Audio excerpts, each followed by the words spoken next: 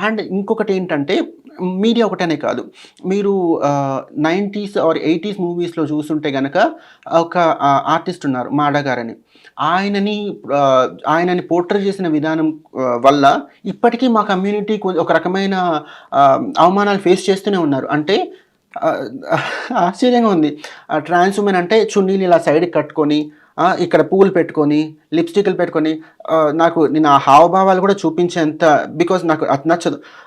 అలా అలా చేస్తారు అని కొన్ని మూవీస్‌లో చూపించి ట్రాన్స్ వుమెన్ మీద ఒక రకమైన ఏమంటారు అసహ్యం క్రియేట్ చేసేలాగా ఒకప్పుడు మూవీ వాళ్ళు చేశారు.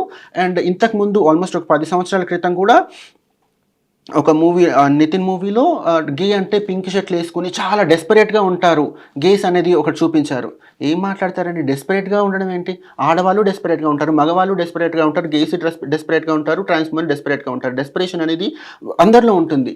కానీ ఒక గే అంటే డెస్పరేట్‌గా చూపిస్తారు. అదే గే అంటే ఒక రెస్పాన్సిబుల్ గేని మీరెప్పుడు చూడలేదా?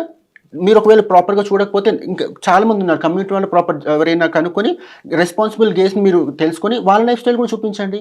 మీరు నలుగురిని నవ్వించడానికో లేకపోతే ఇంకేదో జనరేట్ చేయడానికి పింక్ షర్ట్‌లేసేసి, పింక్ లిప్‌స్టిక్‌లేసేసి, సైడ్ సెంటర్ క్రాఫ్ట్ దువ్వేసి ఇటువంటివి చూపించకండి. ఇది ఒకప్పుడు జరిగింది. ఇప్పుడేం జరుగుతుందంటే ట్రోలింగ్. సోషల్ మీడియాలో ట్రోలింగ్. చాలా చూస్తున్నాం. నన్నడిగితే నేను అదే చెప్పాను. ఇదంతా కంటెంట్ క్రియేట్ చేసేవాళ్ళు కొంతమంది ఉంటే దీన్ని మళ్ళీ ఏమంటారు ఆహ్ ట్రోల్ చేసి లేకపోతే రీక్రియేట్ చేసి ఇంకా ఎక్కువ ఒక రకమైన ఏహ్యభావం క్రియేట్ చేసేలాగా చేస్తున్నారు. చాలా తప్పండి. సమ్‌టైమ్స్ ఐ ఫీల్ లైక్ ఇదంతా చేసేవాళ్ళని ఐ కర్స్ యూ పీపుల్. మీ ఇంట్లో కూడా ఇట్లాంటి పిల్లలు పుడితే అప్పుడు తెలుస్తుంది మీకు ఈ బాధ అని. కానీ నేను కర్స్ చేయను. ఎందుకంటే ఆ పిల్లలు నెక్స్ట్ జనరేషన్ పిల్లలైనా కూడా కొంచెం అర్థం చేసుకునే పేరెంట్స్‌కి పుడితే వాళ్ళ లైఫ్ స్టైల్ అని బాగుంటుంది. మళ్ళీ కూడా అలాంటి పిల్లలు మీ దగ్గరే పుడితే మళ్ళీ వాళ్ళ సొసైటీ మీదకి రోడ్ల మీదకి వస్తారండి. సో నేను అట్లా this is what I would like to say. కొంచెం నేను హార్ష్‌గా చెప్పుండొచ్చు. కానీ ఎంతో బాధపడి ఉంటే గనక నాకు పర్సనల్‌గా నా లైఫ్‌లో నాకు ఇటువంటి బాధలేమి లేవు. కానీ కమ్యూనిటీలో లైక్ మేమందరం at the end I belong to community కాబట్టి ఇటువంటివన్నీ చూస్తున్నాను. సోషల్ మీడియా ఓపెన్ చేస్తే నాకు కూడా ఇదే కనిపిస్తుంది. మీరు అడుగుండొచ్చు.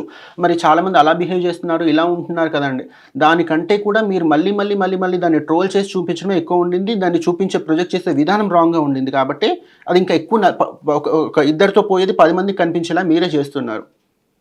అండ్ నేను ఇంకొక విషయం చెప్పాలనుకుంటున్నానండి. ఈ మధ్య చాలామంది ఆహ్, చిన్న పిల్లలు 19 ఇయర్స్, 20 ఇయర్స్ ఆ పిల్లలు కూడా అలాగే బిహేవ్ చేస్తున్నారు. పిచ్చిగా అదంతా బిహేవ్ చేస్తున్నారు. వీళ్ళందరిని చూసి మగాళ్ళకేమైపోయిందిరా? మగజాతికి ఏమైపోయింది? మొగోళ్ళు ఏమైతున్నారు? అది ఇది ఏదేదో మాట్లాడుతున్నారు. చాలా కన్సర్న్ ఉందండి మీకు మగపిల్లల మీద.